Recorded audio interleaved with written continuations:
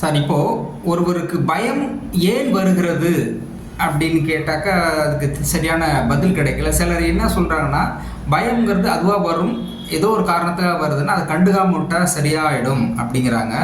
So பேசிக்கலாக பயம் ஏன் வருகிறது, அந்த பயத்திலிருந்து எப்படி நாம் வெளியில் வர்றது, பயம் இல்லாமல் எதையும் எதிர்கொள்வது எப்படி அப்படிங்கிறத பற்றியான விளக்கத்தை சொல்லணும் டாக்டர்.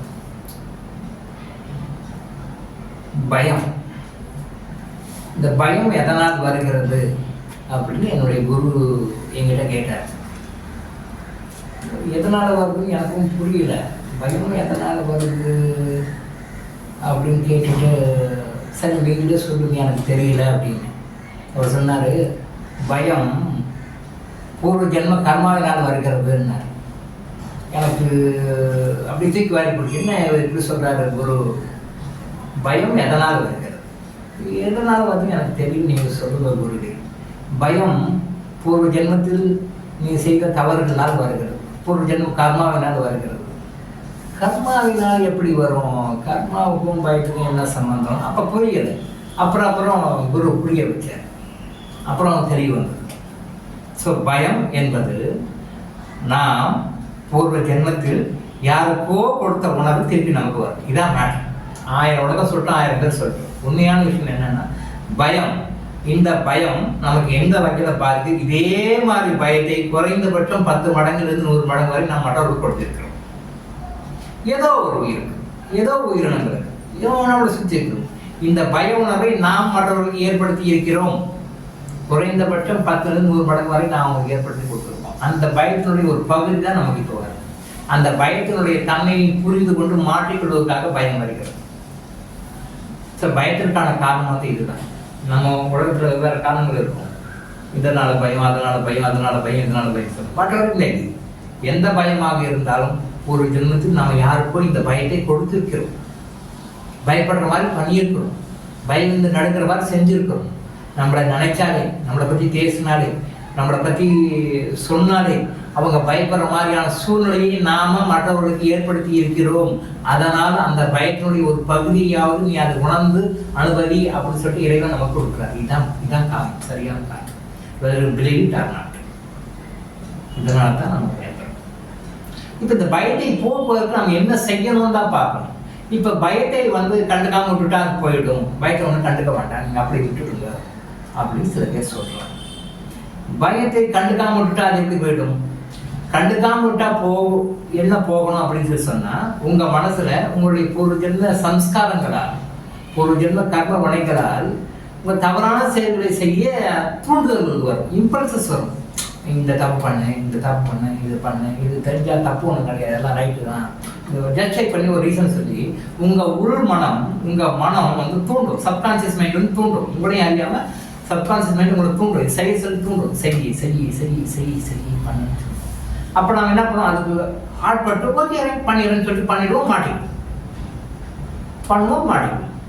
ஸோ எப்போ பயத்தை கண்டுக்காம விடணும்னா, இந்த மாதிரியான ஒரு நெகட்டிவ் இம்பல்ஸ் உங்கள் மைண்டில் வரும் பொழுது, இது நீங்கள் தப்புன்னு தெரிஞ்சும் அதை நீங்கள் செய்யணும் உங்களுக்கு தோணுது இல்லையா, அதை தான் நம்ம தவிர்க்கணும். அதுதான் விட்டுறணும். அதை கண்டுக்க கூடாது, விட்டுறணும். அதை அப்படியே விட்டுறணும். ஏன்னா அது போடுற வரையில நம்ம விடக்கூடாது.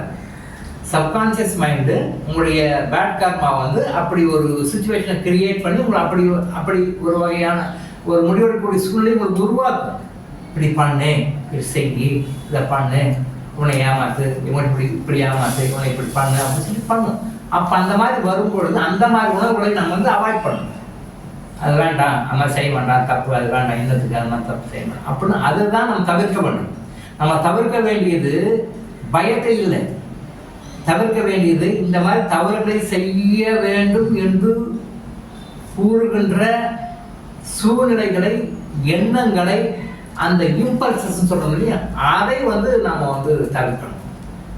அதைத்தான் தவிர்க்கணும், அதை அவாய்ட் பண்ணணும். அதை கண்டுக்கூடாது. அது திருப்பி சொல்லணும், அது கண்டுக்கூடாது, விட்டுடு, கண்டுக்கூடாது. ஏன்னா தப்பு செய்வதற்கு அது தூண்டும் பொழுது நாம் அதை கண்டுக்கூடாது. அப்பதான் நம்ம அதை கண்டுக்கூடாது. மற்றபடி பயம்ன்ற ஒரு உணர்வு மனுஷனுக்கு வந்ததுன்னா அது அவனுடைய டோட்டல் என்டையர் எனர்ஜியை உள்ள அப்படியே இழுத்து வெளித்தடும். அவனை அதை உறிஞ்சி எடுத்து வெளித்தடும். சக்கரன்னு சொல்லலாம், கிரேட் எனர்ஜி சக்கர். அந்த எனர்ஜி அப்படி இழுத்து பிடிச்சி சக் பண்ணி வெளியே இழுத்துரும், நம்மளுடைய எனர்ஜி குறைச்சிடும், நம்மளுடைய வைட்டாலிட்டியும் போயிடும். ஸோ பயம்ன்றது ஒரு மனிதனுக்கு மிகப்பெரிய ஒரு எதிரி. அந்த பய உணர்வு நமக்கு வந்தால் அது தவிர்க்கிறதுக்கு பார்க்கக்கூடாது. அந்த பய உணர்வுக்கு என்ன காரணம், எதனால் வருகிறது, அந்த பயத்தை போக்குவதற்கு நம்ம என்ன பண்ணணும் அப்படின்னு திங்க் பண்ணி டீப்பாக போயிட்டு பயத்தை போக்குவதற்கு நான் வழியை பண்ணணும். எப்போ பய உணர்வு உங்களை விட்டு நீங்குதோ அப்போதான் அதான் பெரிய கேட்டு உள்ள ஒரு நல்ல விஷயத்துக்கு உள்ளே போகிறதுக்கு பெரிய கேட்டு. அந்த கேட் ஓப்பன் தான் அடுத்த வழியை உங்களுக்கு வரும். ஸோ எப்போ பய உணர்வு வந்து உங்ககிட்ட இருந்து வெளில போகுதோ, பய உணர்வு உங்ககிட்ட இருந்து வெளியே போகுதோ, பய உணர்வு நீங்கள் வெளில வரீங்களோ அப்போ தான் உங்களுக்கு ஃபர்தர் ப்ரொசீட்ஸ் கிடைக்கும். நீங்கள் நல்ல வாழ்க்கை வாழ்றதுக்கும் சந்தோஷமாக நிம்மதியாக இருப்பதற்கான வழிகள் வந்து உங்களுக்கு அப்போ தான் தோணும். உங்களுக்கு ஒரு பிரச்சனை இருக்குது, பயத்தில் இருந்தீங்கன்னா வழி தெரியாது. உங்களுக்கு ஒரு வேற ஏதோ பிரச்சனைகள், தொந்தரவுகள், வேற உங்கள் லைஃப்பில் என்னென்னு பண்ண முடியாமல் சூழ்நிலை இருக்கீங்க, அந்த பயம் உங்கள்கிட்ட வழங்கும் போது தான் அடுத்த வழியே தெரியும். பயம் இருக்கிற வரைக்கும் உங்களுக்கு அது வழி தெரியாது. பிளாக் பண்ணு, அதுதான் நம்பர் 1 பேரிகேட். ஃபியர் தான் நம்பர் 1 பேரிகேட், அது வந்து பிளாக் பண்ணு. ஸோ அந்த பயம் வந்து பிளாக் பண்ணிட்டு உங்களுக்கு மற்ற வழி என்னன்னு தெரியாது, எல்லாமே பிளாக் ஆகிடும், டோட்டல் பிளாக், இப்படியே முட்டி அடிச்சுட்டு இருக்கு. ஸோ பயத்தை வந்து நினைக்கணும். நம்ம பயத்தை போக்குவதற்கு என்ன பண்ணணும்?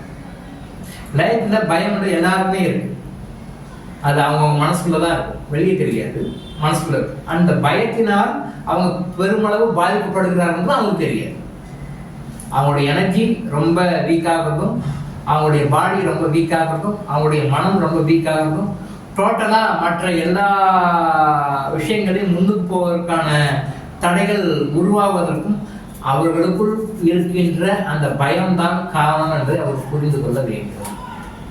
உங்களை வந்து முன்னுக்கு போக விடாமல் தடுக்கணும் அப்படின்னு சொன்னால் ஃபஸ்ட்டு வந்து பயம்தான் கிரியேட். ஏன்னா பயம்தான் ஃபஸ்ட்டு டோர் உங்களை க்ளோஸ் பண்ணுறது, டெவலப்மெண்ட் க்ளோஸ் பண்ணுறது பயம்தான் முதல் டோர். ஸோ பயத்தை போக்குவதற்கு என்ன செய்ய வேண்டும் அப்படின்றத வந்து நீங்கள் யோசனை பண்ணி திங்க் பண்ணி ஜாதகத்தில் உங்களுடைய என்னென்ன அம்சங்கள் தான் உங்கள் பயத்தை கிரியேட் பண்ணுது, எதனால் உங்களுக்கு இந்த பயம் உண்டானது, இந்த பயத்தை போக்குவதற்கு என்ன செய்ய வேண்டும், நீங்கள் ஃபஸ்ட்டு கான்செப்ட் பண்ண வேண்டியது முதல்ல பயத்தை நீக்கணும். பயம் எப்போ உங்கள் உடம்புல இருந்து உங்கள் மனசுக்கு வெந்த போதோ அப்போவே நீங்கள் வந்து சந்தோஷத்தை நோக்கிய பார்வையில் அடியெடுத்து வைத்து விட்டீர்கள் என்ற அர்த்தம்.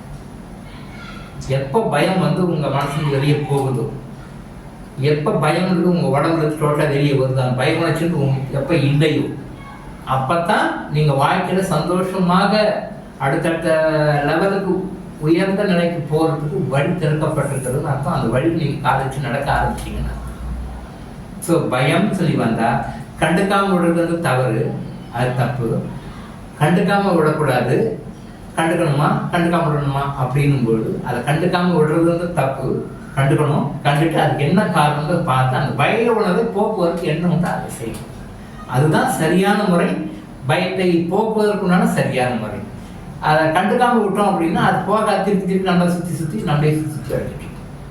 ஸோ கண்டுக்காமல் விட வேண்டியது வந்து நமக்கு தவறுகள் செய்யணும், இந்த மாதிரியான தவறுகள் செய்யணும், நமக்கு அந்த இம்பல்சஸ் அந்த தூண்டுதல்கள் வரும்போது அவற்றை தான் நம்ம தவிர்க்க வேண்டும். பய உணர்வு வந்தால் அதை உள்ள வாங்கி அதை ஏற்றுக்கிட்டு அது உள்ள என்ன விஷயத்தை பண்ண பயம் பர்மனெண்ட்டாக நமக்கு வராது, போயிருந்து பார்த்து எடுத்து பயத்தை போக்குற வழியை போகணும். முழுக்க பயம் என்பது உங்களுடைய பொது ஜென்ம கர்மாவினால் வருகிறது. நீங்கள் உருவாக்கிய கர்மாக்களினால் மட்டுமே பயம் உங்களை வருகின்றது. எந்த காரணத்தை கொண்டும் எந்த பாம்பையும் எந்த சூழ்நிலையும் பயமும் உங்களுக்கு வந்தால் அது நீங்களாக உங்களுக்கு நீங்களே ஏற்படுத்தி கொண்ட ஒரு கர்மாவால் அல்லது கர்மாக்களால் பயம் உங்களுக்கு வருகின்றது என்பதை புரிந்து கொண்டு அந்த பயத்தை போக்குவதற்கான வழிகளை நீங்கள் கான்சன்ட்ரேட் பண்ணி செயல்படணும். அதுதான் நீங்கள் சந்தோஷமாக வாழ்வதற்கான அடிப்படை தேவைகள் ஒன்றான முதல் முயற்சியாக இதை வைத்துக்கொள்ளுங்கள். பயத்தை போக்க முயற்சி செய்யும். அதற்கு ஜாதகத்துடைய துணை ஏற்றுக்கொள்ளும். கிறிஸ்டல் நீங்கள் பயன்படுத்தினீங்கன்னா இந்த பயத்தை போக்குவதற்கான வழிகளையும் ஒரு கிறிஸ்டல் காட்டும். கிறிஸ்டல் மெடிடேஷன், கிறிஸ்டல் யோகா பண்ணும்பொழுது கிறிஸ்டல் வந்து உங்களுக்கு இந்த பயத்தை போக்குவதற்கான வழிகளை உங்களுக்கு தெளிவாக காட்டும். அதை நீங்கள் லைஃப்பில் ஃபாலோ பண்ணிங்கன்னா பயத்திற்கு வெளிப்பட்டு பயத்திற்கு வெளிவந்து சந்தோஷமான வாழ்க்கை வாழ விரும்புகிறது. கிறிஸ்டலை பயன்படுத்துங்கள். உங்களுடைய வாழ்க்கை எப்பொழுதும் நிம்மதியையும் மகிழ்ச்சியையும் சந்தோஷத்தையும் தரும், பயத்தையும் போகும். டாக்டர் இளங்கோ ஆயுஷ் ஹாஸ்பிட்டல் வழங்கும் விழிப்புணர்வு கீதம். தொடர்ந்து இது மாதிரி பல அவேர்னஸ் வீடியோக்களை பார்க்க நம்ம சேனலை சப்ஸ்கிரைப் பண்ணிட்டு பெல் பட்டனை ப்ரெஸ் பண்ணுங்க.